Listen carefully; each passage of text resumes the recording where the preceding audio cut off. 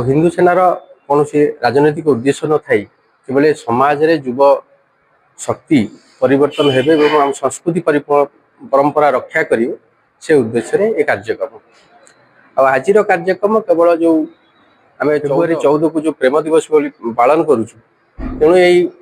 प्रेम दिवस बदल में आम देश में जो शहीद होते से शहीद आम गोटा यहाँ देश प्रेम दिवस पालन कर आम कटक जो हिंदू सेना शाखा थिला दायित्व देते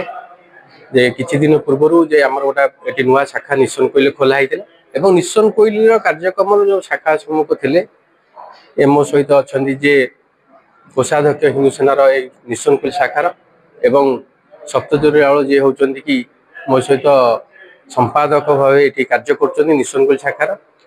एवं यही कार्यक्रम से समस्त सहयोग थिला एवं कॉलेज आमर लोकल सरपंच एवं लोकल जो जते रहिले नेता नेतृवृंद बाजार कमिटी सदस्य आसते आम ये कॉलेज पिला आसते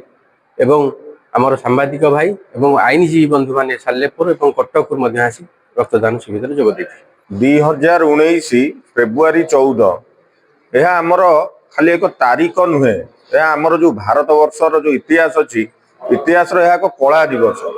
आपण मैंने जानी थे 2019 मसीहार आज दिन में फेब्रुआरी 14 पुलवामा ठारे जो आतंकवादी आक्रमण में 40 जन वीर जवान आमर शहीद होते स्मृति रे आज को 6 वर्ष हम हिंदू सेना संगठन तरफ रक्तदान शिविर आयोजन करा जाए से शहीद मान स्मृति रे आज आमर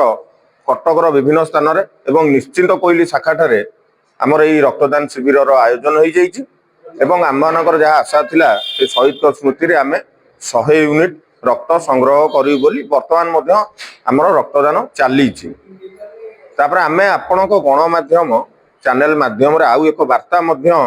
समग्र ओडिशावासी तथा आम जो युवपीढ़ी रहिले से देबाकू चाहिबू वर्तमान आपण देखुथिबे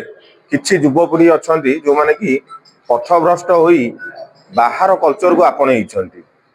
जमीती कि आमे आज ये जो फेब्रुआरी 14 को आमे समस्त निवेदन करूँ सबू युवपीढ़ी तथा जो मैंने सब प्रेम दिवस पालुंट से अनुरोध करुचु यह आमर परंपरा नुहे या भूलु एवं से दिन ये जो 40 जन जवान आमर शहीद होते से स्मृति रे देश प्रेम दिवस पालन करूँ।